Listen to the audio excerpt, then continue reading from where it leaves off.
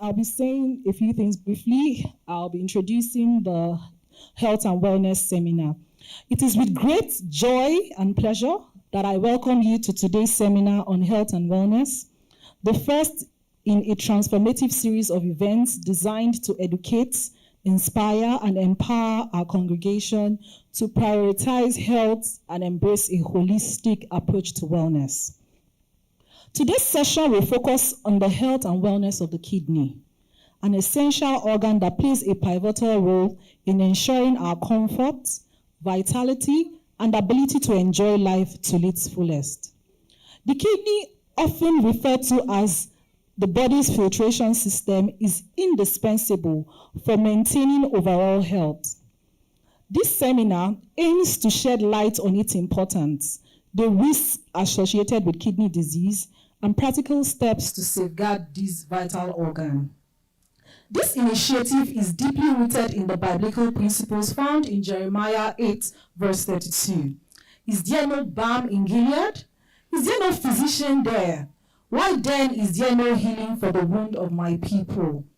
This profound scripture serves as a reminder that healing and restoration are both possible and necessary when we take proactive steps guided by knowledge and faith. It challenges us to seek remedies and embrace resources that God has provided to maintain our well-being. The purpose of this seminar. The Health and Wellness Seminar Series has been designed to create awareness and provide valuable information to our congregation and community. It emphasizes the importance of preventive care, early detection, and practical measures for sustaining good health. By addressing common but often overlooked health issues, we aim to equip you with the tools needed to lead healthier and more fulfilling lives. This inaugural seminar is particularly significant because kidney disease disproportionately affects vulnerable groups, including those African and Caribbean descent. Many in these communities remain unaware of their heightened risk factors, making education and advocacy essential components of this initiative. Our facilitators. Today's facilitator is someone in the house, Brother Lawrence, a distinguished leader and facilitator from our church community. Mr. Oni is well recognized for his exceptional ability to lead impactful seminars and events that address critical issues affecting our well-being and spiritual growth. His wealth of experience and dedication to empowering individuals make him an ideal guide for today's vital discussion on health and wellness. As a facilitator, Mr. Oni has a unique talent for creating engaging and interactive sessions that foster learning and personal reflection. He has successfully led numerous seminars, bridging the gap between the experts' knowledge and practical application for everyday life. His leadership ensures that our discussions remain impactful, relevant, and spiritually rooted, helping participants connect deeply with the subject matter. Without further ado, please join me as I welcome Brother Lawrence to take over the seminar. Thank you so much. Please keep clapping, keep clapping, keep clapping. Thank you very much. Thank you, everyone. And we thank you for waiting for this. And for some of our members that are outside, we're calling, please come in. It's time for this very important seminar that impacts us as individuals, as family, and as community. Today, we have in our midst, and we are collaborating as a church and as a community with the African Caribbean Kidney Association. The African Caribbean Kidney Association is a trailblazing organization founded in 2009. The organization has been a conduit of hope and knowledge for support to vulnerable groups at risk of kidney disease. Like Sister Ada said, we are having discussions about our kidney today. ACKA's work is not just about awareness, it is about creating tangible change by educating communities, supporting early detection initiatives, and partnering with healthcare professionals, ACKA is a leader in kidney health. His presentation will offer a comprehensive overview of kidney function, risk factors for kidney disease, and preventive measures we can adopt to maintain a healthy lifestyle. Once again, help me welcome into our midst our second facilitator is Dr. Remy Ojo. Please, a round of applause for him. Dr. Remy Ojo is a pharmacist and a successful business owner. Dr. Ojo has dedicated his career to improving patient care through effective medication management. Alongside his wife, he operates a thriving pharmaceutical establishment that prioritizes health education and community engagement. His insight today will highlight the role of medication and healthy living in supporting kidney health. Once again, please help me give him a round of applause and kindly join us on the high table here. Lastly, and not the least, is Pauletta Lewis. With over 30 years of experience in neurophysiology as a nurse practitioner at the Scarborough Health Network, Pauletta brings a wealth of practical knowledge to today's discussion. Her expertise lies in early detection, patient education, and compassionate care, which have been instrumental in improving outcome for individuals facing kidney-related challenges. Once again, please help me welcome her to the table. Welcome to our midst today.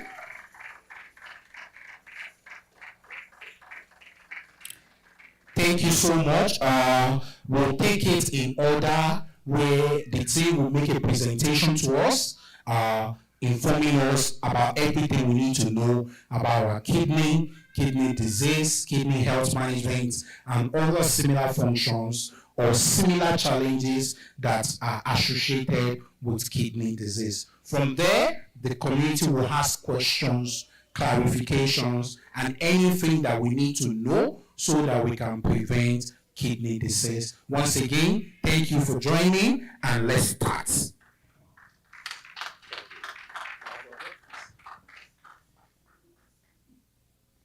Good afternoon, everybody.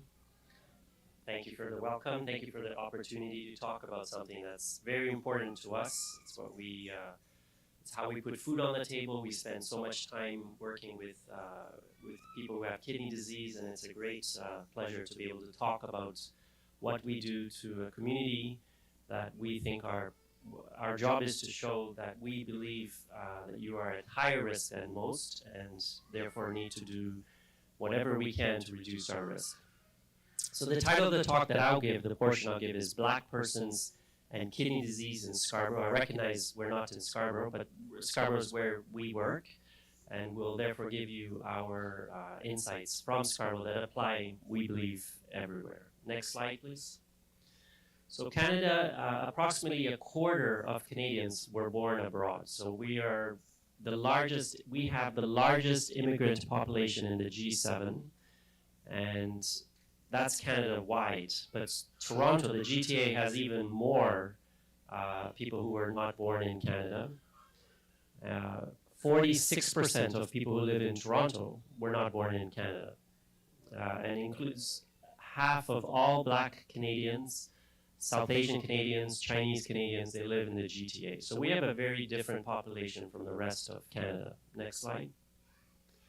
And in Scarborough particularly, 3/4 of people in Scarborough are not white, and almost 60% were born abroad. So we have a very diverse population compared to Toronto, and certainly compared to the rest of Canada. Next slide.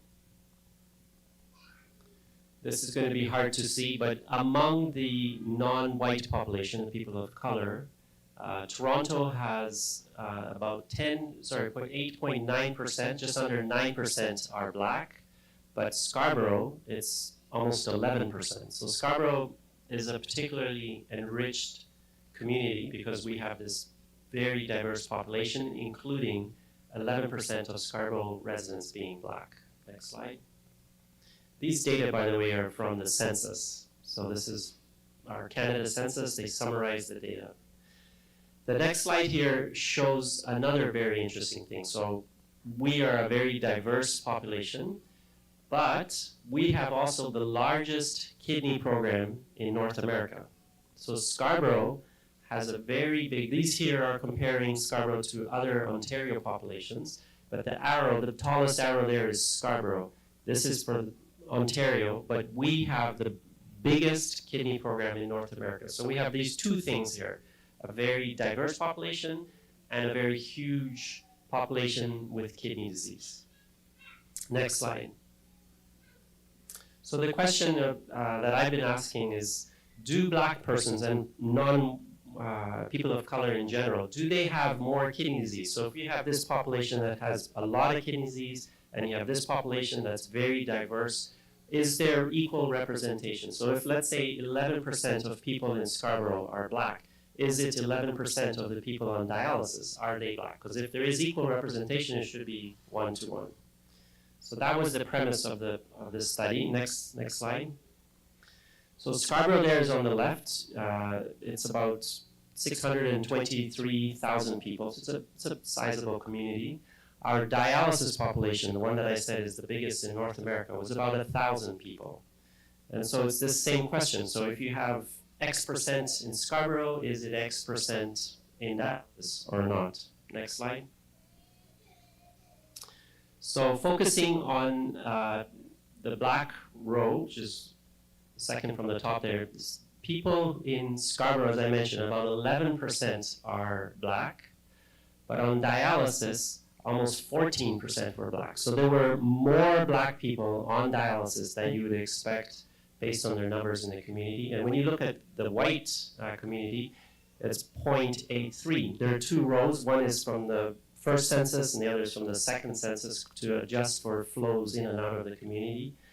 But the point is, in both censuses, there are more Black people on dialysis than you expect. Next slide.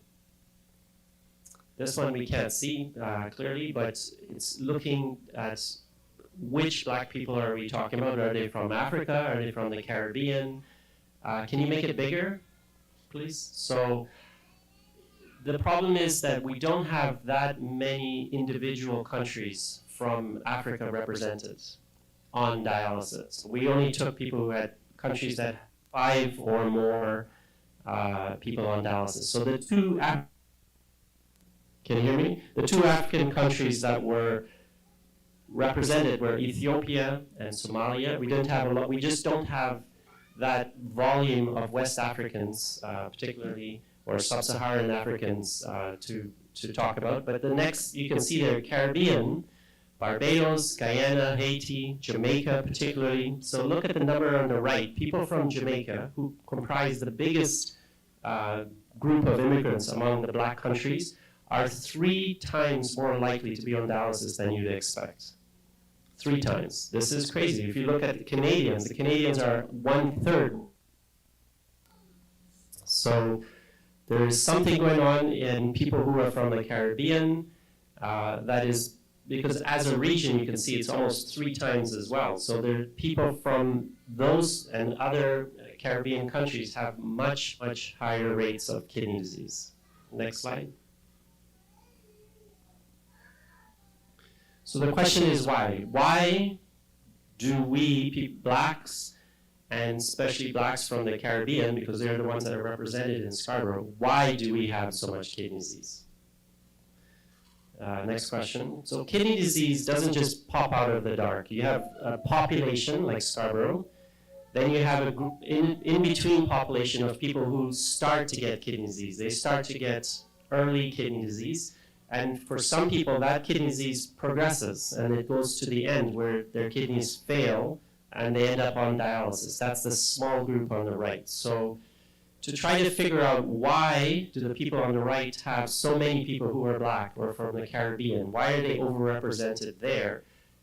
We look to the middle group to try and get clues. What is happening in the middle group that's making it so that so many people who are Black and so many people from the Caribbean are ending up on dialysis? Next slide. So the community in Scarborough may have certain diseases, which we'll talk about later that puts you at risk for developing kidney disease. So number 1 is diabetes. Number 2 is high blood pressure. Number 3 would be heart disease. So it could be that as a community, people who are Black and people who are from the Caribbean particularly have more diabetes or have more high blood pressure or more coronary artery disease. The other possibility is, next slide please. Other possibility is that once you get early kidney disease, it may be that we are progressing faster. Our disease races to the end faster than other people who get kidney disease. And that could be on the basis of things like genes. It could be that we're not really taking care of our diabetes so well, we're not taking care of our blood pressure so well. So we may, next slide. So Scarborough is a hotspot. A hotspot is defined as a country or a region, a community, or ethnicities where there's a higher than average incidence of CKD. I think I've shown you that we are a hotspot, people who are Black and people who live in Scarborough. Next slide. Next slide. I'm going to skip this, but these are the factors in that middle group that we're still looking at. In summary, people who are Black, you can see the top right there, second top column. We have higher blood pressures, so our blood pressures are not so well controlled. We have higher rates of diabetes. That's the first column on the left.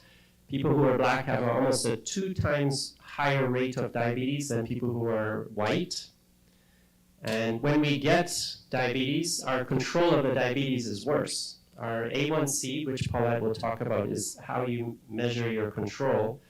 And the Bolden, the 0.94, it's a percent. Our average sugars are 1% higher than they should be compared to white people. So we have more disease, and the study that we're doing has shown why, or is giving us hints as to why we have more disease. Next slide. Next slide.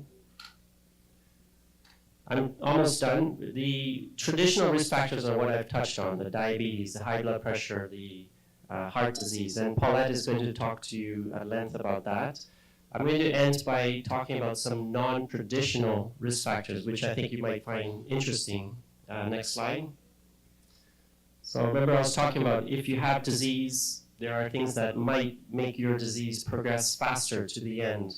And one that's particularly interesting I think to all of us here is a genetic risk factor for kidney disease. Who here has heard of sleeping sickness? Anyone heard of sleeping sickness? So sleeping sickness is an infectious disease that's endemic to West Africa. And right there, it's highlighted. And the purple dots there show the number of people. At the bottom, you can see there are more than 10% of the people that live there in those purple dot areas in West Africa who are immune to sleeping sickness. So they have a genetic variant that protects them from sleeping sickness. So in other words, this is an adaptation to a local pressure. You don't have sleeping sickness in South America or in North America. So they don't have any reason to have developed that genetic adaptation to a local pressure. But that genetic adaptation, unfortunately, puts them at risk for kidney disease. So on the one hand, you're protected, you don't get sleeping sickness, but on the other hand, you get kidney disease, you get worse high blood pressure, and so why you see the purple dots on the other side of the Atlantic, well, of course, it's the slave trade. The slave trade took people who had high-risk variants, among others, and so in places you can see, if you zoom in the Caribbean, previous slide, zoom in. So you can see Brazil, and then in the Caribbean, Barbados, Grenada, Jamaica, very much similar to what we found in that study that I was talking about before. So Black people in general have, particularly if they're of West African descent, are at risk for kidney disease on the basis of this non-traditional risk factor. But traditional risk factors as well, and this is where Paulette will come in. Thank you.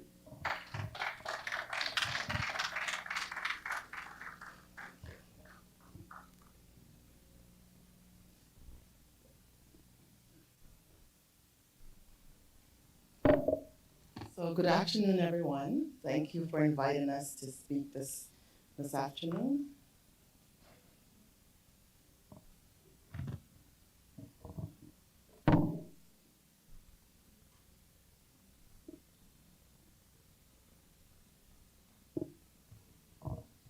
So I titled my presentation, Chronic Kidney Disease, What Do I Need to Know?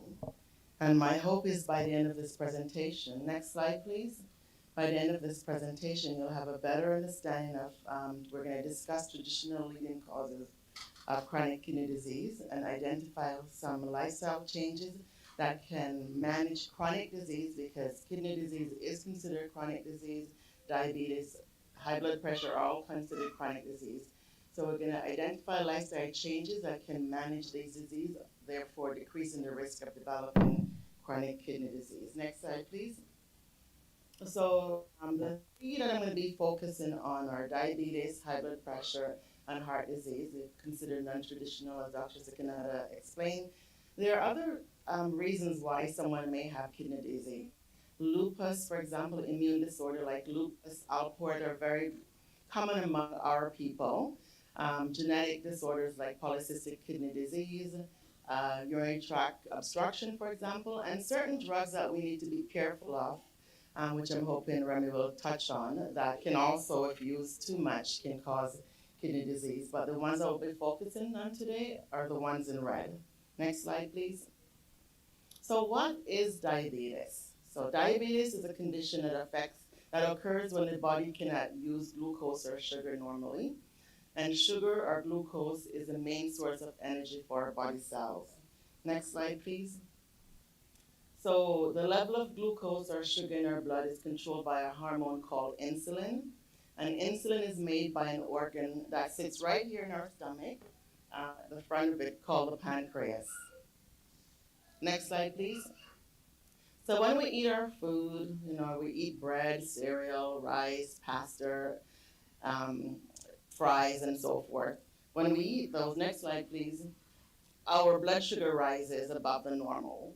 Normal sugar is about 4 to 7 millimole per liter. So when we eat, the sugar level in our blood goes really high, and we need insulin to take it down to the normal level. Next slide, please. So insulin is described as a key which unlocks the cells to allow sugar to enter into the cells and be used for energy. So our body cell that stores insulin, our sugar rather, is our liver, muscle, and our fat tissue in our body. Next slide, please. So there are different types of diabetes. So diabetes type 1, I don't know if anybody heard of this. It's juvenile diabetes or insulin-dependent diabetes. Next slide. And that usually happens in young children and young adults and teenagers. And this is where the pancreas is making little or no insulin. And we know that without insulin, sugar cannot enter into the cells to be used as energy. So someone who has type 1 diabetes has to take insulin by injection throughout the day to get their blood pressure under control. Next slide, please.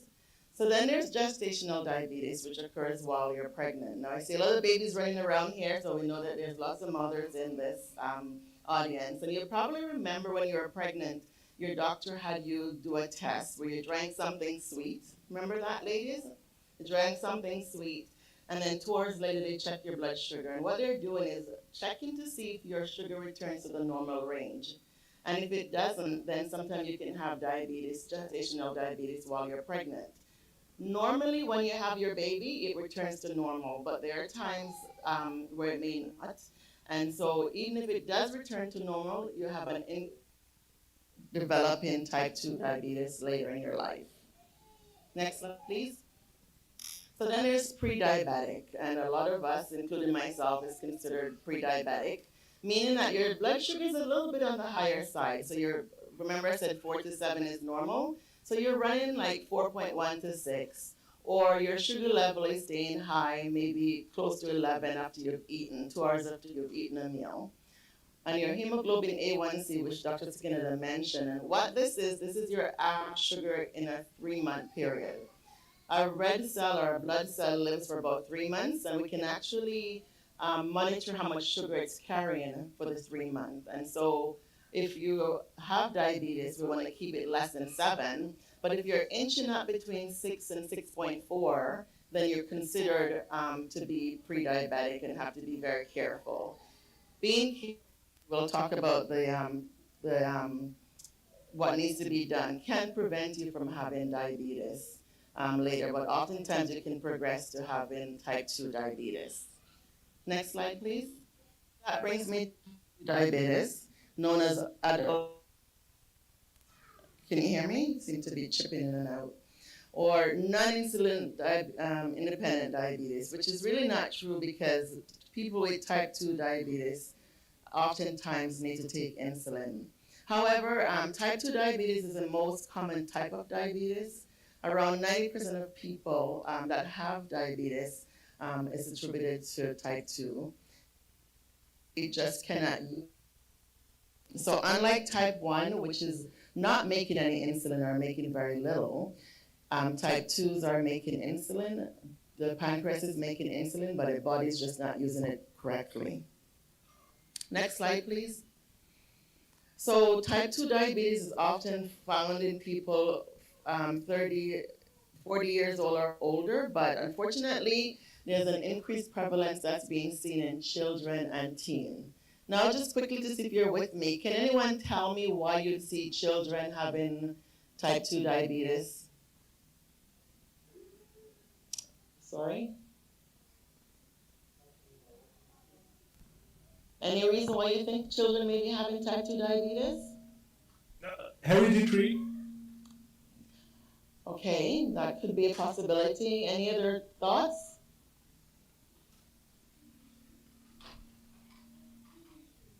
No. Well, most times it could be, but most times it's from our diet, what our kids are eating nowadays. You know, the fries and the pops, I just saw some pop, the juices, and so forth. Because of that, they're now having an increased incidence of type 2 diabetes in young children.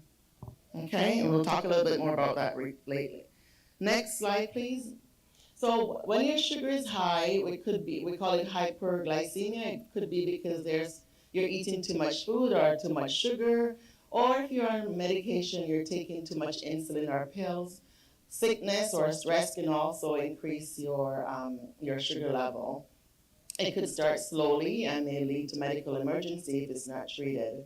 So some of the symptoms that you need to be aware of is that if you find yourself needing to go urinating very often, of course if we drink more we're going to pee more, but for no reason, then it could be diabetes. It's best to check.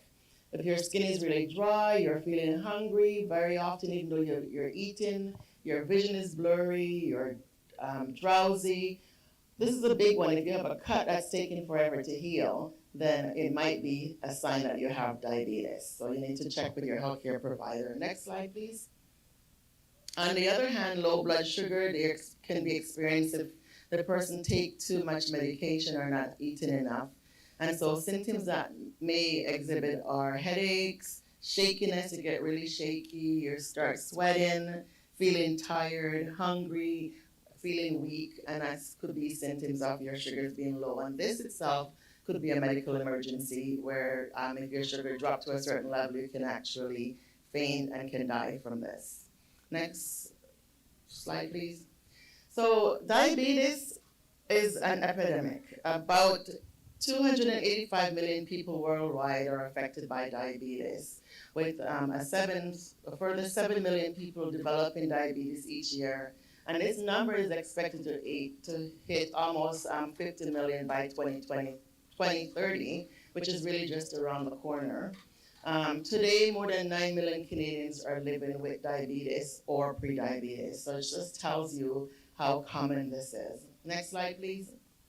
How does it impact Blacks? So 4.9 million African American, which is about 18% of the population, 20 years or over, have been diagnosed with diabetes compared to about 7.1 of non-Hispanic or white people. Our risk of developing diabetes is 77% higher among African than Caucasian people. So closer to home here in Canada, although we make up only about 4.3% of the population, Diabetes is prevalent in about 13.8% of us have diabetes. Next slide, please. So who is at risk for diabetes? So if you have a sister, brother, first degree relative, your mom or your sister or brother that have diabetes, you need to get checked. For us, certain ethnic group like us here as African descent, Hispanic, South and East Asian, if you have a large baby at birth, if you're heavy, and especially if you carry your weight in your stomach area, that apple shape, you have an increased risk. But that doesn't mean because you're skinny you can't get it. We do have people who are slim and still have diabetes. Next slide, please. Next slide, please. Thank you. If you've been told that your oral glucose test is high, that test that you take, which is supposed to be lower after 2 hours, if it's high, you may have diabetes. If you have high blood pressure, which we're going to talk about shortly, high cholesterol. Next slide, please. Or if you've had issues, some complication that's associated with diabetes is if you have eye issues, kidney issues, burning in your feet or in your hands, cut that doesn't heal, men with erectile dysfunction, all those could be complication related to you having undiagnosed diabetes. Next slide, please. So diabetes doesn't just affect the kidney, which is what we're focusing on. Blindness is caused by diabetes oftentimes. Amputation of the feet, because it affects the nerves and so forth, can lead to, is caused by diabetes. Next slide, please. And of course, kidney failure, because of diabetes, thickens the blood vessel of the kidneys, which leads to your kidneys not working. Next slide, please. So we're going to talk about high blood pressure, which is another cause that damages the filters of the kidneys. Next slide, please. So high blood pressure, also known as hypertension, is repeated blood pressure reading exceeding 140/90 in a healthy person. So if you have diabetes or high blood pressure, or kidney disease, I should say, if your blood pressure is above 130/80, you're considered to have high blood pressure. Next slide, please. So this chart shows you what normal blood pressure should look like. It should be the top number, which I'll explain shortly, should be less than 120, the bottom number of 80. And it goes up where you can have different grades, so our different category, type 1. And if you're getting your blood pressure at 180 or above, you're really in a crisis and should see your doctor if you're on medication to get your medication adjusted. Next slide, please. I'm changing my slide from here. Okay, so what does the numbers mean? 120, which is the top number, reflects the pressure in the arteries when the heart is pumping blood out to the body. And the 80 at the bottom is when the arteries are at rest. And this number varies every second. Just moving around, me standing here, my blood pressure is probably a bit high. Next slide, please. So this is what a normal artery looks like. If you the first one, if you notice that the blood, is flowing right through, comparing to a blocked artery, you see at the side there's something blocking it, so the blood is actually squeezing through, and that actually causes pressure and permanent damage on the artery. Can you put the next slide, please? So does anybody here garden or have, water your lawn in the summertime? So you know how your hose get kink and you're trying to get the water through, but there's a kink in it? Well, that pressure that's in the hose, that pressure against the wall of our artery, when the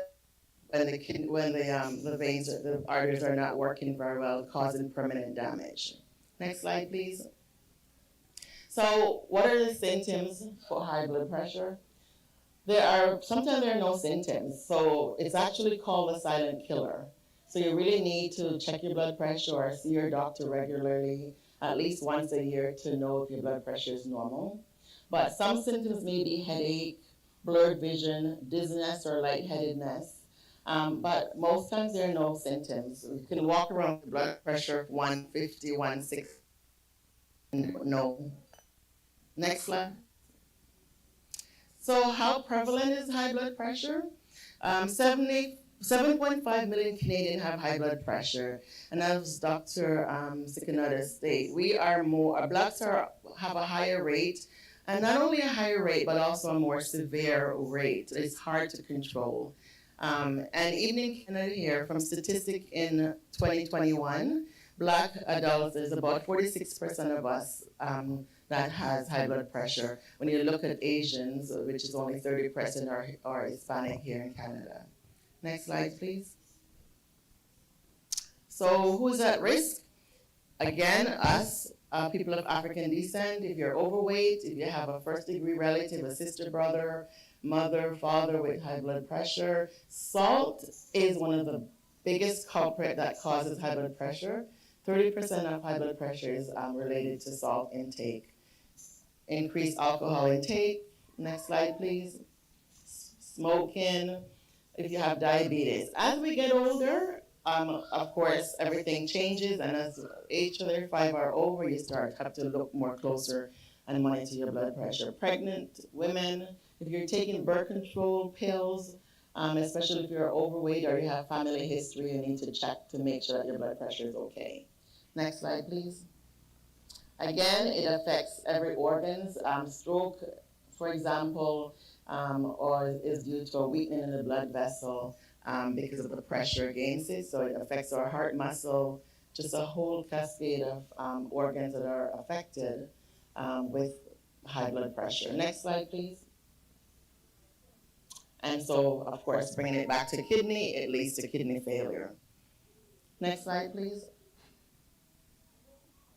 So if we're able to control our blood pressure, statistics show that we have a chance of a heart attack by 25%, having a stroke by 40%, getting into heart failure by 50%, and kidney disease by between 20 to 40%. Next slide, please. So heart disease is one that I think we pretty much understand that a heart, when the heart vessels are damaged, so heart is, it could be the blood vessel, it could be the heart muscle, it could be different valves of the heart, that's considered heart disease. And when you have high blood pressure and diabetes together, you have an increased chance by 25% of having heart disease. And it's because of the narrowing of the arteries. They become less flexible, and it's harder for blood to travel. Thank you. Travel throughout your body, which causes the heart to work harder, and it leads to the kidneys, to less blood flow to the kidney, leading to kidney disease. Next slide, please. So my kidneys, let me tell you a little bit more. We have two kidneys. Do we know where they're located? Well, can I give it away anyhow? So our kidneys are like the size of a fist, and most people think they're sitting right here, but they're actually more closer to the back, towards the back. Next slide, please. So the major job is to filter out water and waste from our blood. Next slide, please. Next slide. To make urine, and when we make urine, when we pass our urine, there's a lot of things going on in our urine. It's removing the waste product from our body, from muscle breakdown. The food that we eat is eliminated in our urine. And so our kidneys are really smart. It's like a little factory going on inside of our body. There's areas that's, balancing everything, making sure that we're retaining enough water, making sure that you're getting rid of the water, making sure that all these minerals that we need is staying at the right level. So all of this is happening before it comes out as urine. Next slide, please. And what else it does, so your salt, if you have a salty meal or a sugary meal, it balances out. It also helps to make different hormone like red blood that control our blood pressure, that gives us energy, and that helps our body to have healthy bones by regulating our calcium. Next slide, please. So when we talk about kidney disease, there's acute, which we're not going to get into. It just means that something happened, it's sudden, and it's reversible if you remove it. So let's say, for example, someone had a kidney stone that's causing a blockage. Once that's removed, oftentimes your function retains. But if that condition lasts for a long time and it it's not resolved, it can lead to chronic kidney. Next slide, please. So we're talking about chronic kidney disease, and this is something that's been going on for more than 3 months, when your kidneys are working at less than 60%. And other terms that you might hear used are chronic renal failure or end-stage kidney disease, as the kidney function deteriorates. Next slide, please. So there are different stages, 1 to 5. The one that we see most often are Dr. Skinner sees them all, but the one that I'm more involved in are the ones that are in the later stage. And this is where your kidneys are working less than 10%. And this is when you really need to have treatment. We don't want to wait until we get to that level. We want to start preventing by controlling or preventing our diabetes, high blood pressure, and heart disease, preventing us from going through the different stages. Next slide, please. So stage 4 and 5 are the ones that we manage more often in our clinic. Next slide, please. So how prevalent is kidney disease? About 4 million Canadians have chronic kidney disease. About 48, almost 50,000 people have end-stage kidney disease, meaning it's less than 15%. About 30,000 people are receiving dialysis, which is a treatment or end stage when the kidneys are just not working anymore. And there's about close to 20,000 that are living with a kidney. The kidney has stopped working and they have to get a new kidney. And we have about 4,000 people that's waiting within a transplant list to receive a kidney in the hopes of receiving a kidney. Next slide, please. So who's at risk? Anyone can get it, but we know that people with high blood pressure, diabetes, and heart problems are more at risk. Next slide. We know that we of African descent, that we have a higher incidence of high blood pressure and diabetes, as Dr. Sikinada said, and so we're definitely at risk for that. Next slide.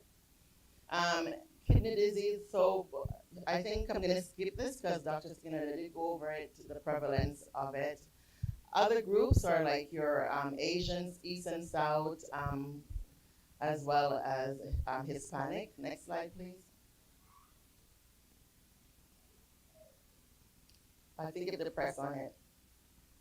Oh, okay. So, yeah, if you're over 60, again, as we get older, things start to downslide, so to speak. If you have high cholesterol, if you're overweight, if you have a sedentary lifestyle where you don't do much exercise, your diet is poor, you smoke, these are all risk factors that can help your kidneys to not work. Next slide, please.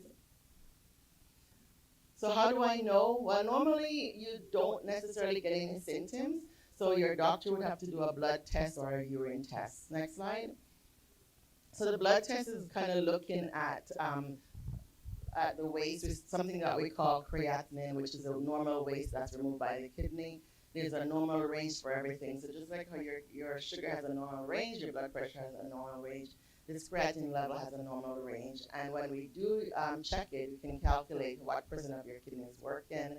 And the doctor can also do a urine test that measures how much protein, how much albumin you're spilling into your urine. And it also has a number that you want to see below. Next slide. So some of the symptoms, if you're going to get symptoms and should be looking out for, is if you have poor appetite, nausea, vomiting, weight loss, feeling tired and weak, foaming in your urine, urinating often at night, feeling itchy, swelling in your hands and feet, shortness of breath when you're walking, or just waking up with shortness of breath. Those could be signs of kidney disease. Next slide, please. So how do I prevent it? Next slide. You want to go to your doctor and get tested. You want to make sure that you're testing your blood sugar and your blood pressure. And the doctor can do a urine sample, as I said, and a blood sample. Next slide, please. So there are some things that we can make changes to. Some things we can't change. We can't change our age. We can't change our ethnicity. We can't change our sex. But there are modifiable risk factors. Next slide, please. So maintain a healthy diet would be one. So, we don't have a dietitian to speak, but when they do speak, you want to make sure that you're eating a lot of fruits and vegetables, low salt. Remember, I said 30% of high blood pressure is related to your salt intake. So when you're eating, you want to make sure that half of your plate is actually vegetables, a quarter is your protein, and the rest is grains. You want to make sure that your blood pressure, you're aiming to keep your blood pressure normal, below 120, but if you have high blood pressure, you want to keep it below 140. Same thing with if you have diabetes and kidney disease, you want to keep it below 130. Even if you're diabetic, you want to make sure that your sugars are normal, your A1C is normal, and you want to try and keep your weight down to an appropriate number. Next slide, please. Exercise, being physically active, 30 minutes a day.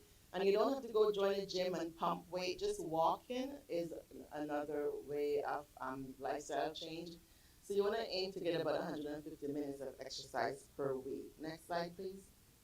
Smoking, if you do smoke, you want to stop or decrease. Smoke increases the risk of cardiovascular disease, including stroke and heart disease, and those are associated with the risk of kidney disease. Alcohol intake is another one. It affects your blood pressure. It's empty calories really. It affects your blood sugar. It causes you to gain weight. It can affect your cholesterol level. Next slide, please. And you want to treat your whole body, mind, and body wellness. So what do you do for stress? Some of us go for a walk. Some of us go to the gym. Some of us come to church. You need to find something that's going to help you to relieve stress. Pray to God, have friends or family that you can talk to so that you reduce your stress level, because stress does have a big impact on your health. Next slide, please. And you want to get treatment. So treatment may be you want to go to your doctor, you want to go to your take your medications. It's not uncommon to be on many medications, not just one will control most things. You may need multiple, and Remy will speak more about that. Next slide, please. So I'm going to leave that to Remy to talk about about medication. Next slide, please. So sometimes, unfortunately, the treatment may be that they need dialysis. Dialysis is a treatment as you're going to use conservative treatment like the diet and exercise and medication, but sometimes there are patients, if their blood pressure, if their kidney function goes below 10%, they do need dialysis or a new kidney, and that is a form of treatment. Doesn't mean that you're giving up. You still have to watch your blood pressure, you still have to watch your blood sugar, because there are other organs that could be damaged even if your kidney has already been damaged. Next slide, please.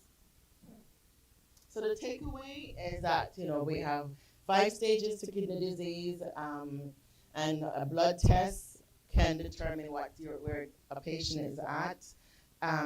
It does progress, but not everyone will go into needing dialysis or needing to get a new transplant. Sometimes the symptoms are very mild, so if you're not feeling well, don't overlook them. That's why you need to have a physical checkup every year. I'm hoping, can I just ask, who goes to the doctor every year religiously for your checkup?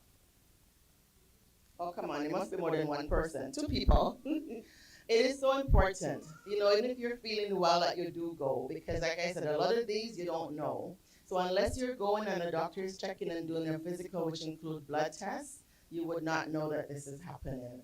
Also, early diagnosis and management of this coexisting condition, like your blood pressure and diabetes, will slow down you progressing to kidney disease. So you really need to take your health into your own hands. So when I say that, I mean, when you go to the doctor, sir, and they take your blood pressure, you need to find out what that means. So some doctors will say, oh, your blood pressure is fine. What does that mean to you? Right? Because now that you know what your pressure is supposed to be, less than 140 is high, you want to jot this down somewhere so that next time you go back, if he says there's a change in it, you know exactly what the change is. We call it self-management. It's self-managing your health. So know what your blood pressure is, know what your blood sugar is. And if you have diabetes and you have high blood pressure, part of your annual checkup should include your kidney tests to see if your creatinine is going up or where about your kidneys at. That is one of the tests that needs to be done. Next slide, please. I think that's where I'm stopping. Thank you.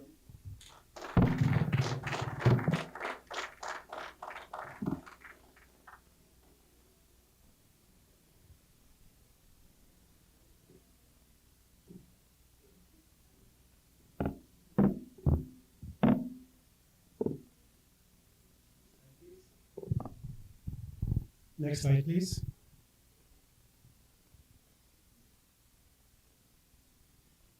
Good afternoon. I want to start by asking you a question. Has anybody ever been to the doctor or to the pharmacy in the past week or two? Okay. Now, the reason why we go to the doctor or pharmacy is because definitely we know that something is wrong, and so we are looking for a solution for that. Today, I want to speak briefly about medication safety. And by that, I mean, we're going to go through what is the definition of our medication, why do we take them, how do we take them, how do medications work, and of course, the safety issues related to medications. Next.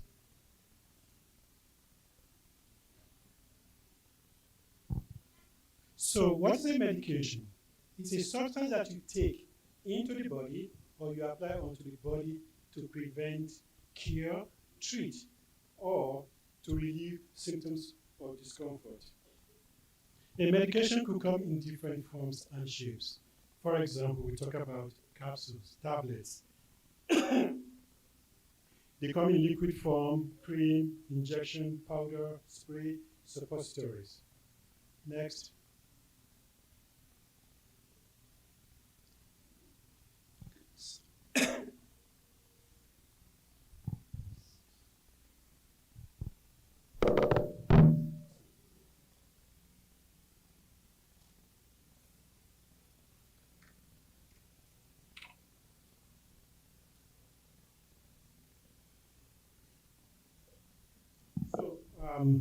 Why do we take medications or how do we take them?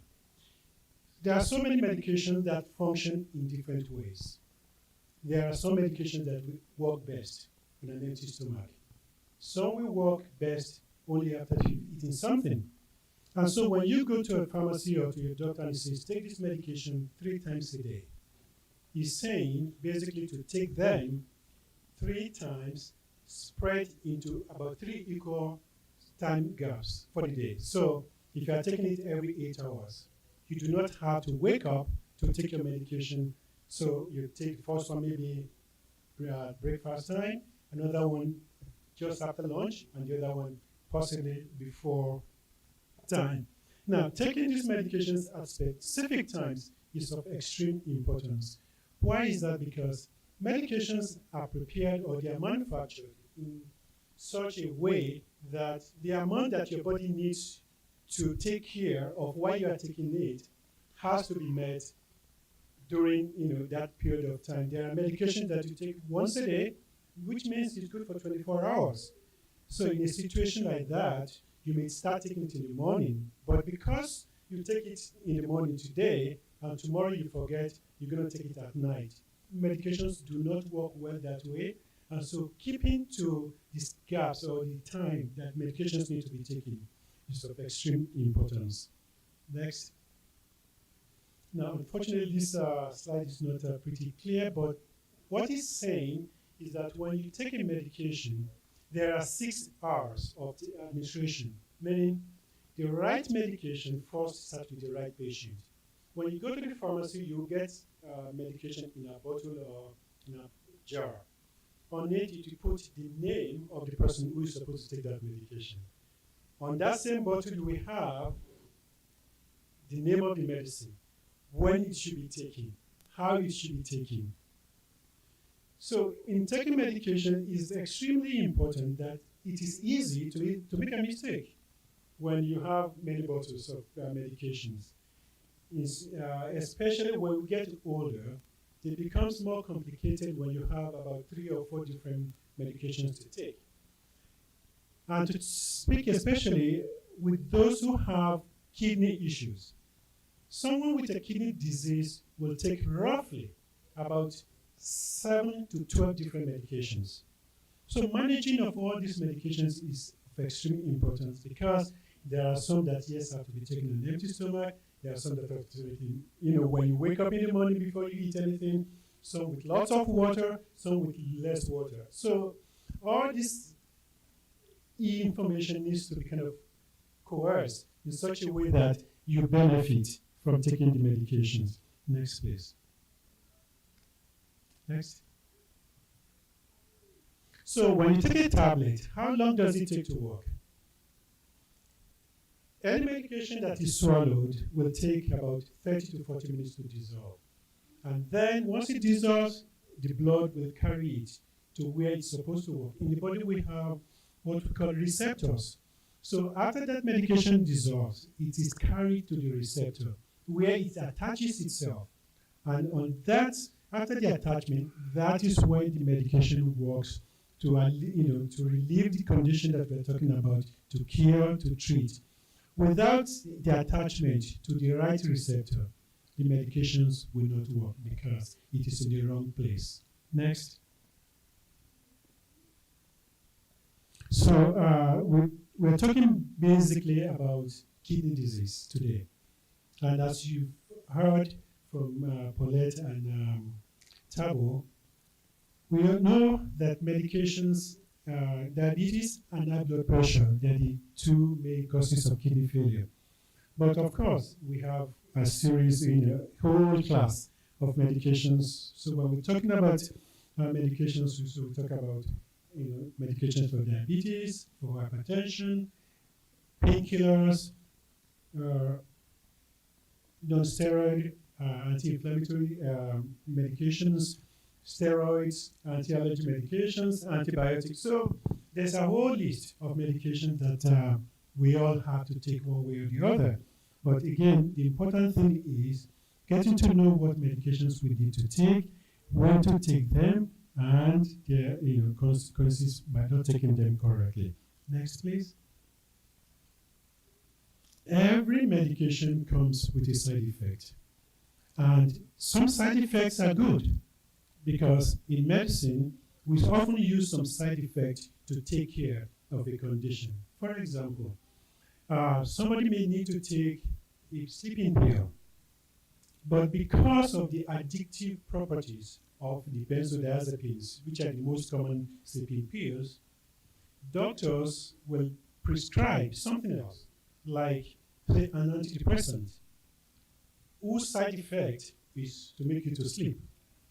So although the situation is to take care of sleep, to help you to sleep, but we are giving a different medication whose side effect it is to help you to get that sleep. Majority of medications will have especially gastrointestinal issues like nausea, vomiting, diarrhea, and constipation. This can be avoided or can be minimized if we take them after meals, especially those medications that cause that. And of course, side effects include weight gain, weight loss, dizziness, sleepiness, dry mouth, dry eyes, vaginal dryness, decreased libido, and other things. Now, getting to know which medications often cause is important. For example, which are the medications that cause decreased libido? For among the antihypertensives, we talk about the water pills, the alpha and the beta blockers. Those are common medications that we use especially for in kidney disease. And we also have to take the statins. Statins are medications that are used to reduce cholesterol. Now, we also have anti-epileptics like dilantin or the carbamazepine. Psychiatric medications also like the alloperidol, risperidone, oral contraceptives for birth control pills and others that all have different side effects. But again, side effects are things that we can use to treat other conditions, whereas at the same time, if we take our medications in the proper way, we can minimize side effects that come with a lot of medications. Next. This is a very big question because, topic, when we talk about interactions with medications. Consider somebody taking about 5 or 6 different medications. There are the chances that one of that medication will interact with another medication. It might interact with the food you eat. It might interact with herbal medicine.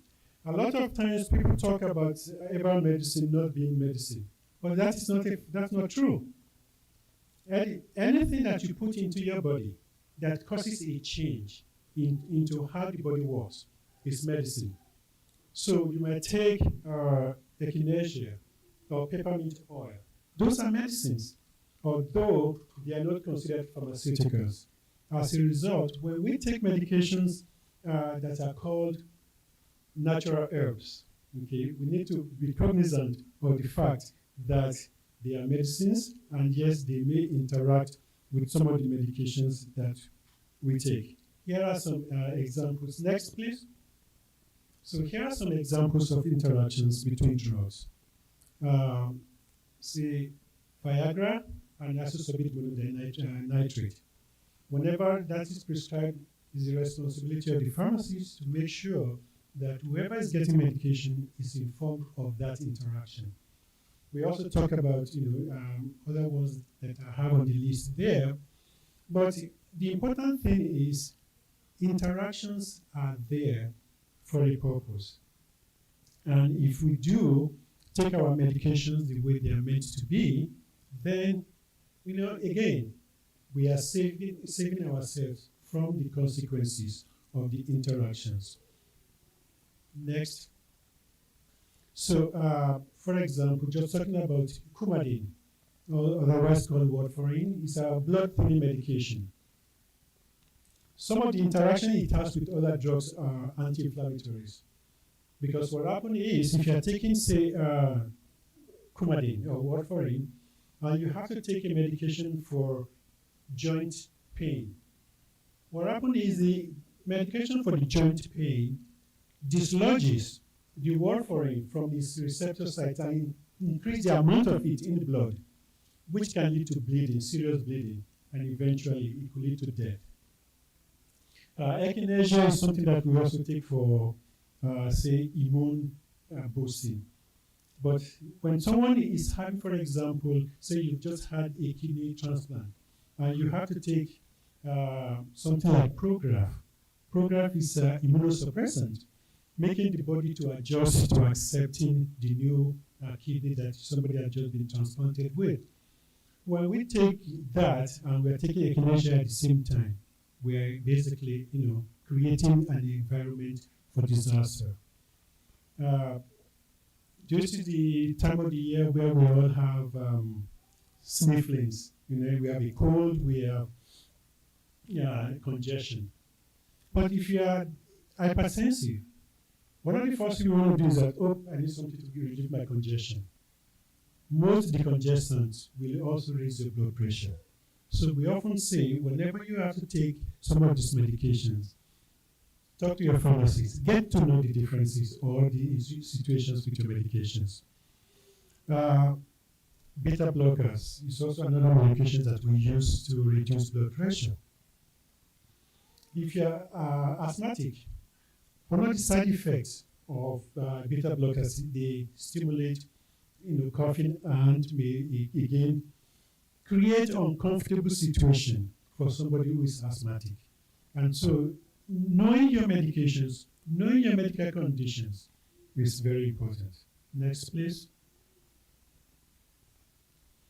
So in conclusion, medication safety is everyone's responsibility. If you go to the pharmacy and the pharmacist gives you a medication, they use the computers to print the label.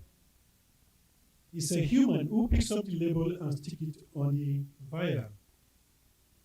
There could be an error in what is printed. There could be an error in the label that is used.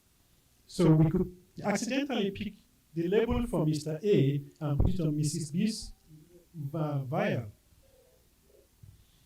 But if we know our medications, if we know our conditions, then it's important that we always check your medications, check the label, check what is in the bottle. Sometimes when people call for medication, they say, they call the pharmacist for a repeat of their medications and they say, I want the blue pill or the yellow pill. Believe me, there are thousands of pills out there. And we wouldn't know them by the color because so many of them share the same color. So get to know your medications by name, by the color, so that if you go and it looks different from the one you got the last time, then it's time to ask the question, how do we dispose of our medications? It's extremely important that we do not throw medications in garbage. especially, anything to do with needles. When you're diabetic, yes, you are, on insulin, and you have to use, injections on a regular basis. We always recommend do not throw even the tablets in garbage. Always put them in a bottle and return them to the pharmacy that it came from. Usually, a pharmacy will give you a certain container.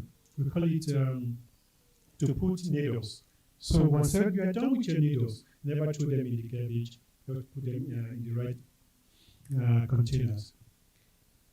It's important to say that you should not share medications. Yes, you have a sister, you have a brother. Oh, he has the same thing that I had the last time. That is not true because we are all different. And even you have a twin sister or a twin brother. The medication that works for you will not necessarily work for him or her because of our genetic differences. So, Dr. Sikeneta and Paulette have talked about, all the kind of medication that we need to take when we have kidney disease. But the important thing that we need to work about preventing some of these situations before we get there. Taking your medications properly is important. I've had people say that, okay, I can take it today and maybe I skip it tomorrow because I feel better. If that is the case, your doctor or your pharmacist will not kind of recommend the way that you take it. So again, carry your medication list with you in case of emergency so that people know that, okay, these are the medications that you're on. Why is that important? For example, you might be on the road and in a car accident, and somebody wants to help with the first aid procedure. But they cannot give you cannot take the medication from your pocket and say, this is what I'm taking, and they give it to you. No. By law, they cannot. But if there's a list of the medication that you are taking, they can know what to do, either by getting someone to get that medication right away from another source, but through the list that you have with you, they are able to help you better than not having anything to show what kind of medications you are on, especially if you're unable to talk or you're in a state of coma that you're unable to kind of speak for yourself. Next. Again, thank you so much for listening, and we're here to answer the question.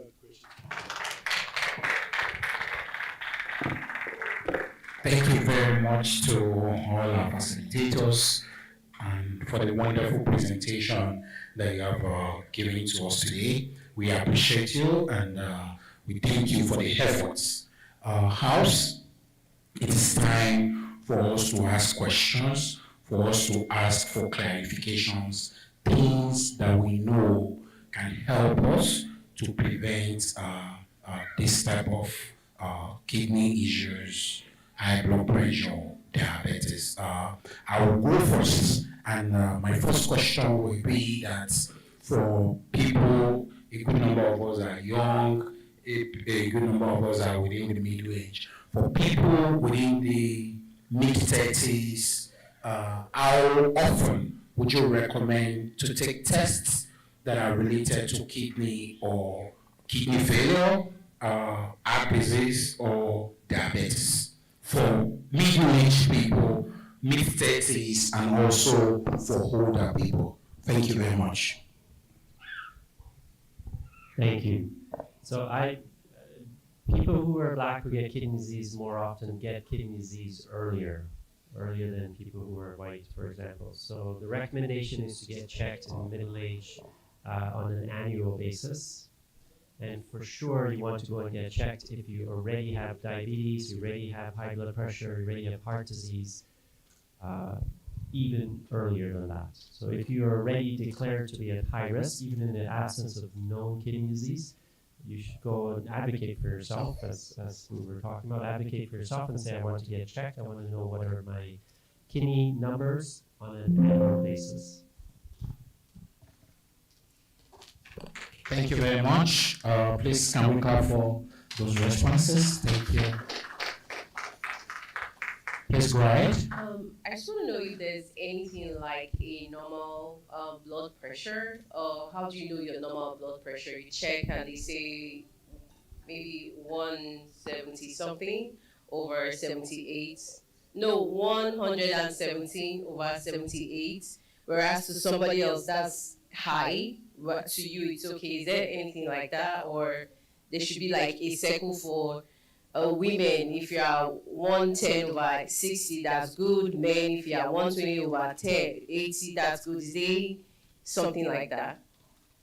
Okay, so to answer that, one of the slides I showed that your blood pressure, normal pressure is less than 120 over less than 80. That's normal for men, women, everyone. So if you have diabetes or kidney disease, you don't want to go higher than 130. 130 and above is considered high blood pressure. So I don't think there's any age per se. I think it's just across the board you want to keep it low. 120 over 80, but some people may be 110. That's your normal. If you're saying, I heard it over and over, oh well, my pressure's always high, it's my family runs down. Despite that it runs in our family, we still want to try and keep it at the normal range as much as possible to avoid the issues that we spoke about, like heart disease especially, stroke, heart attacks, or cardiovascular disease. So 120 over 80 is what we're aiming for. 140 over 90 should be looked at, and it's not just one reading. The doctor, normally about 3 readings or so. So if I walk into my doctor's office and it's 160, you would want to check again to make sure that that's not the real reading. But if you're getting that consistently, repeatedly, as it says, then that's when you need to be on some kind of medication or make lifestyle changes first. Okay, thank you very much. Go ahead, Praise, sir. praise the Lord. I want to ask a question regarding the diets. We blacks, we have a specific diet. If it's not starch and a little bit of vegetables, or if it's not bread, if it's not rice, we have a big bowl of rice and a stew at the side, or we have a big bowl of fufu. It's called starch, and with a little soup and like a small protein, just to cap it up. And maybe if that is over, then you move towards noodles, you move towards spaghetti, and again move towards tubers like yams. After that, you go back to rice like fried rice. You go back to jollof rice, potatoes. So we're just moving around and around and around, and living with my wife, we have some conversation. She'll be confused. What are we going to eat today? I'll be like, oh, we eat soup and fufu. We eat rice. Okay, let's make rice and stew. So I feel like as black, we don't really have a lot of food to choose from. We're like, because we're not trained to actually eat the food they eat here or have variety. We are trained to eat this, eat this, eat this. But I had a conversation with one of my friends, and he was telling me that whenever he comes to my house, he sees me with a big bowl of rice and a small stew. I'm like, yes, that's very normal. He was like, no, that's not normal. It should be a big bowl of vegetable and a small rice. I'm like, if I say this to my wife, she'll be like, are you okay? Because it would be very weird. Again, I'm asking, is there any food plan you can recommend for us? Is there any food table you can say, oh, you can go through and go from there? Thank you. Okay, so I don't think that's just your problem. It's the whole black people problem, how we eat, whether we're from the Caribbean or from one of the African continent. There was a slide that I had, I don't know if it was very clear.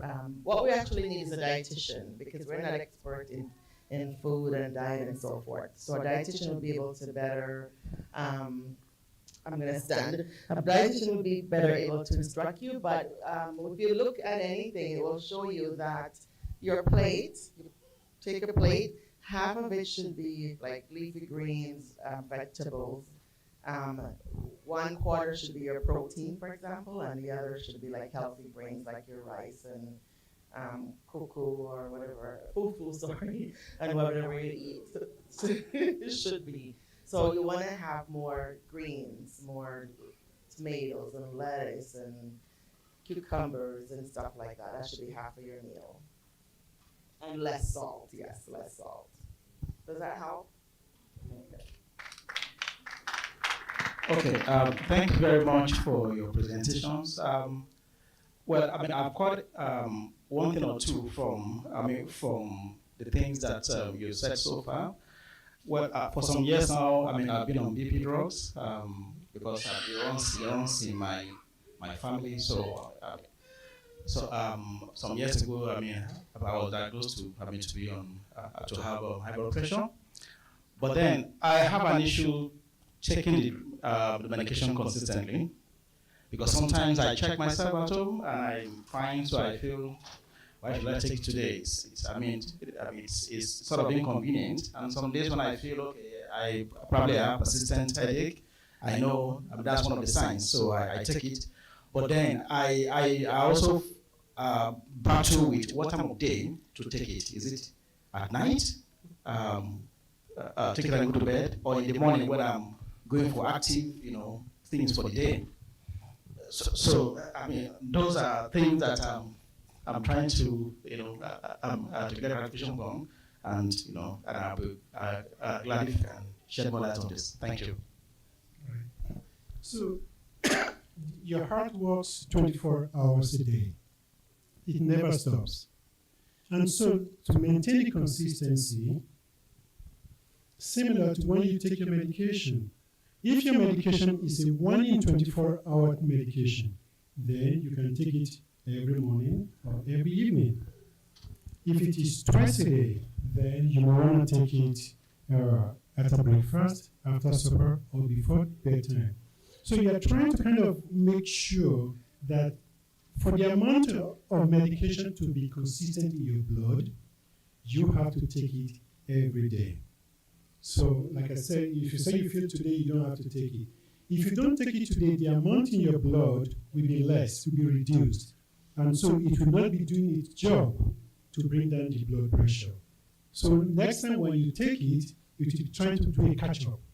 So it is recommended that when you are taking a medication for blood pressure, that you take it consistently. If it's once a day, twice a day, 3 times a day, then 3 times a day.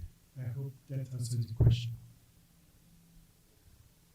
And I would just add, if I can, that these are chronic diseases: diabetes, high blood pressure, even chronic kidney disease. And unfortunately, most of the time, you're not going to know that you have them.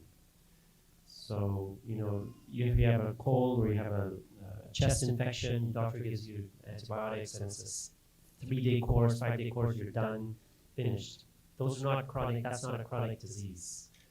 Unfortunately, high blood pressure, diabetes, kidney disease, they are with you forever, whether you feel good or you don't feel good. So it's a challenge. We recognize it's a challenge to stay motivated to take your medications when you feel so good and when you have a silent disease.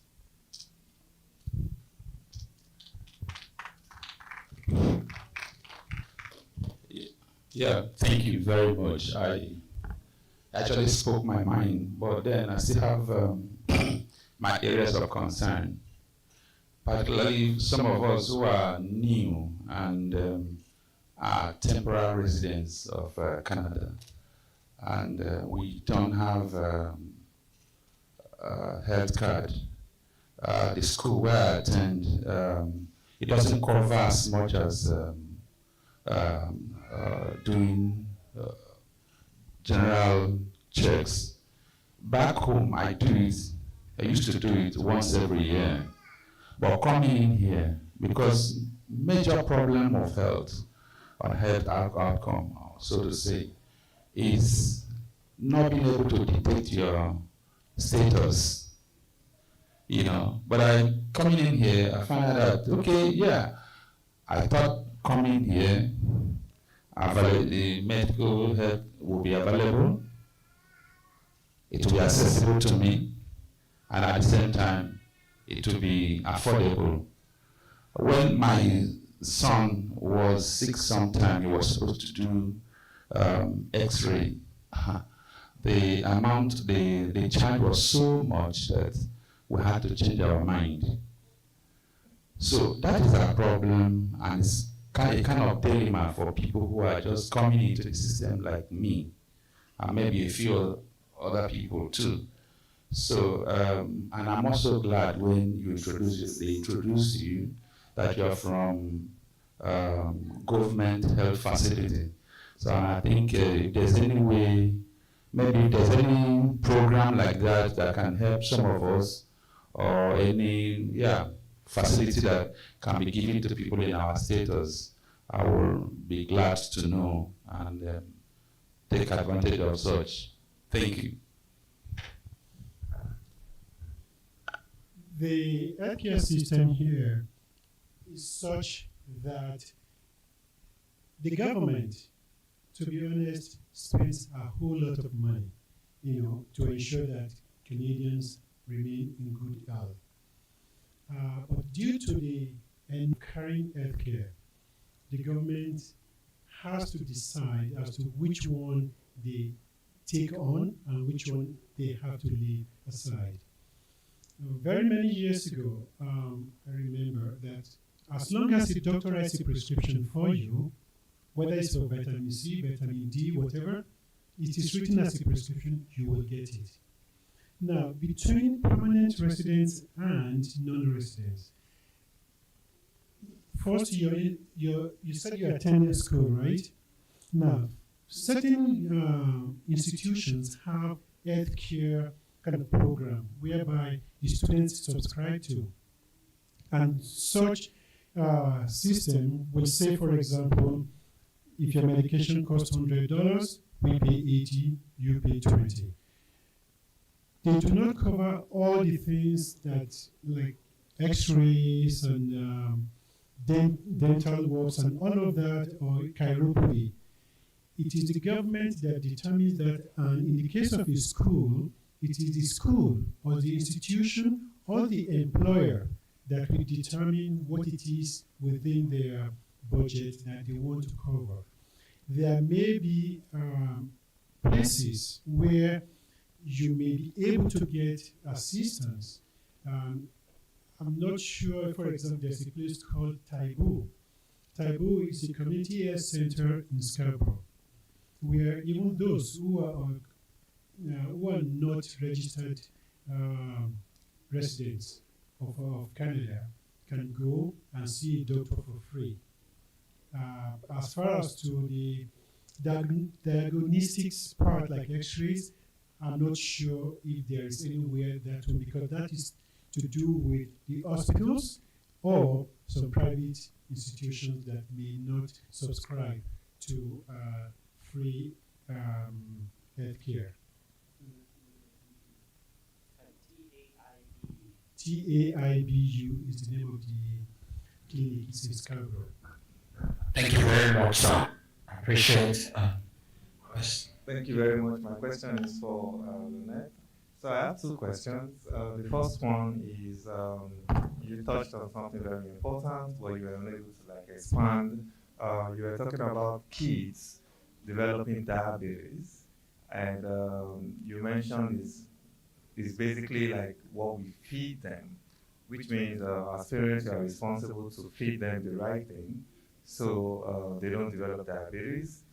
So I wanted to expand on that. Then the second question is, you, knock on wood, said diabetes is not something you could medicate on. That there's no medication to cure kidney disease. But from what Dr. Remy said, it's like there's a few medications to manage it.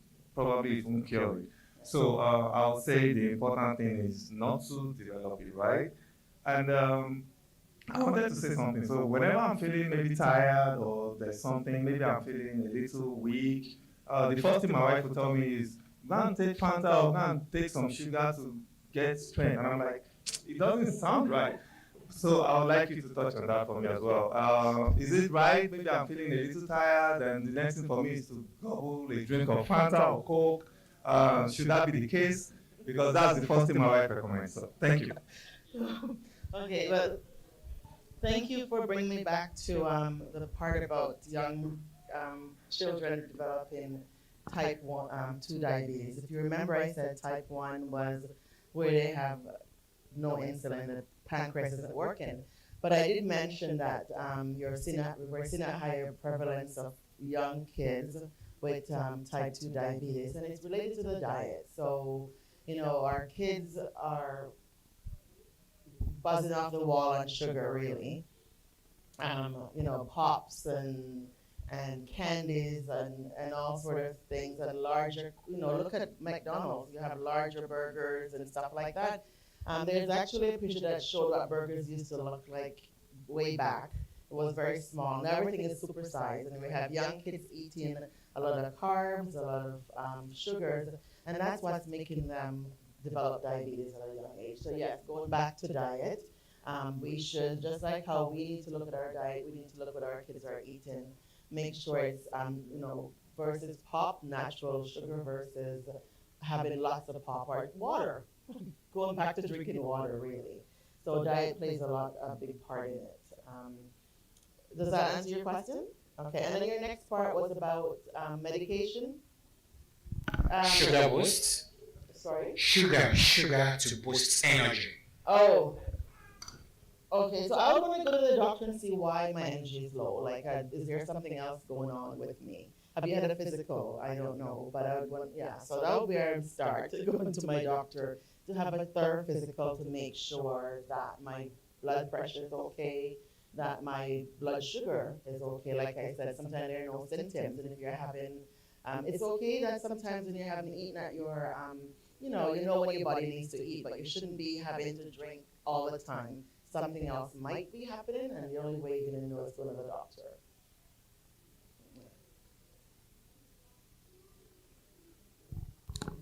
Okay, I have a quick question.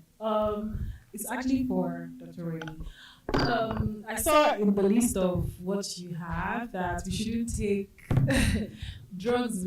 we should take drugs with water. I even got an accusation from my daughter today.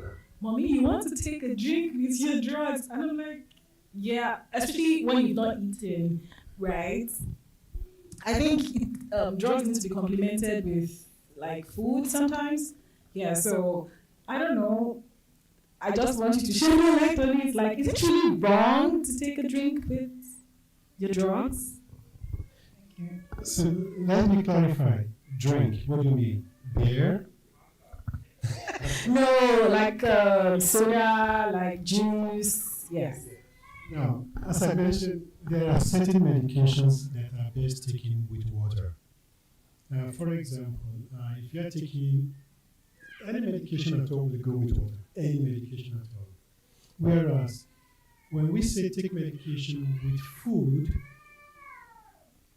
there are some that, yes, you can only take them after you've eaten to reduce, for example, the impact on the stomach, like bleeding or stomach upset. And there are some medications also that you have to take with sugary liquid to help either with the taste or with the absorption of the medication. So it depends on which medication we're talking about.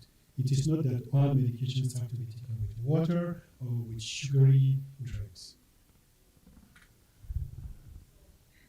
Just to clarify, it's okay if I'm having a headache and I'm taking a paracetamol and I then take it with my pop drink. That is fine. Okay, my daughters, please take notes. Okay, I'd like to direct this question to Dr. Tabo. So in the process of your presentation, you showed us statistics about African Americans, Caribbean, and Black having higher risk of kidney disease, if I'm correct. And apart from being hereditary within the African American roots, I'd like to ask the white people, the Caucasians, what are they doing that we can emulate? Apart from hereditary, maybe it's diet, maybe it's working out, exercise, or some other things that they are doing that reduces the risk factor for them and also make the proportion affected to be low, such that within the Black community, African American, and the Caribbean community, we can also reduce occurrences of similar, very fatal diseases like this. But I think that's an excellent question. I mean, the research that I presented earlier is our homegrown. There are research studies that show that blacks have higher rates, as Paulette showed in some of her slides, and those would be from the States or from England. And the States, it's always been, the question, is it because blacks in general have less, they're in a lower socioeconomic status, therefore they can't afford meds, they can't afford to see the doctor, they can't afford to eat the right food, but more importantly, they don't have doctors, right? Because in the States it's a bit patchy. Not everyone has healthcare. So here, we thought it was very important to look at this same issue where we have universal healthcare. It doesn't really apply to meds, right? They don't pay for all of our meds, but all of us here can see a doctor, you know, assuming you have healthcare coverage. And so it's a more even playing field. And so this type of research is early. There hasn't been a lot of it in Canada. And so to answer your question, it's early. I don't know what are the things that we're going to do to, like the first thing is to describe these differences. You know, we're showing, for example, that the control of the blood sugars, the hemoglobin A1C is higher in people who are black. So is that a genetic thing? Is that a diet thing? The fufu and the rice we're talking about? Is it something else? So we're early. We're just describing in a universal healthcare system. And the next steps would be to delve deeper. Why? What's going on? What is it that's causing higher blood pressure, worse control? Even if it's genetic, even if it's a genetic thing, then we have to devote more resources to nullifying or ameliorating the effect of the genes. So it's a great question. There are no answers yet. We have to start. It's a start where we are. And conversations like this, I think, are so important. Thank you very much. Any other question from our community? Our online community, do we have questions on YouTube? So nobody's asking any question. Any other contribution? Our time is fast spent. We've also taken significant time from our facilitators. Pastor, do you have contributions, please? Your presence and your engagement demonstrate a shared commitment to improving our health and well-being as stewards of God's body, as God has entrusted unto us. To those who actively participated, asked thoughtful questions, contributed meaningfully to these discussions, we deeply appreciate your enthusiasm and curiosity. It added so much value to our gathering. To our children, I say thank you for being part of us. And my prayer that one day you become doctors, one day you become engineers, you become nurses, and you become pharmacists. So you also come and impact the community like this.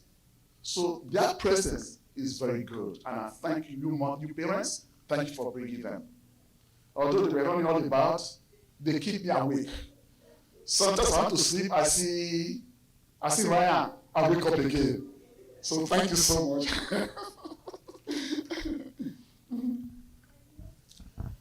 So to our dedicated church secretary, Sister Ada, thank you for your tireless efforts behind the scenes, your organizational skills, and attention to detail ensure this event runs smoothly from start to finish.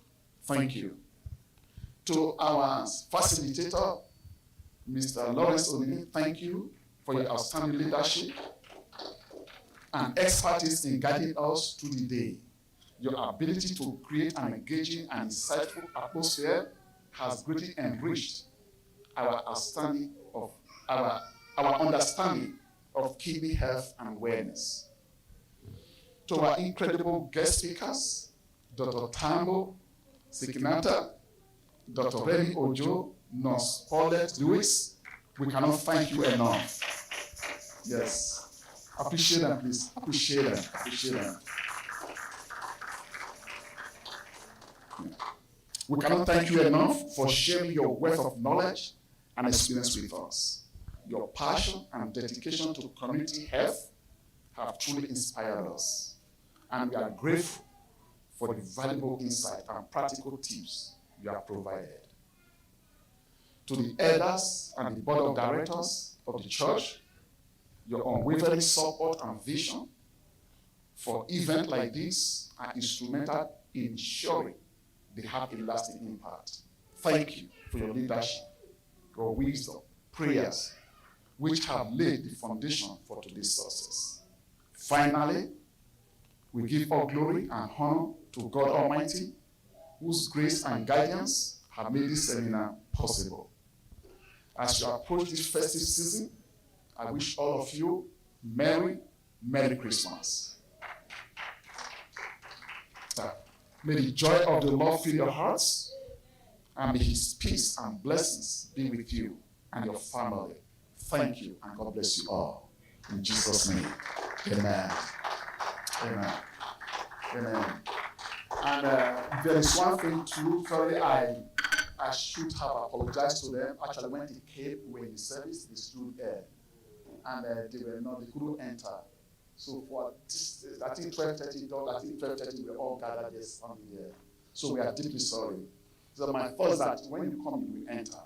So we are sorry about that. We were fully ready, but I have to keep the church going. So I don't want to dismiss that. I don't know where you were. So as soon as we dismiss, I just say, let me go and give you a call. But I just met you there. So thank you. Sorry. So on behalf of the church,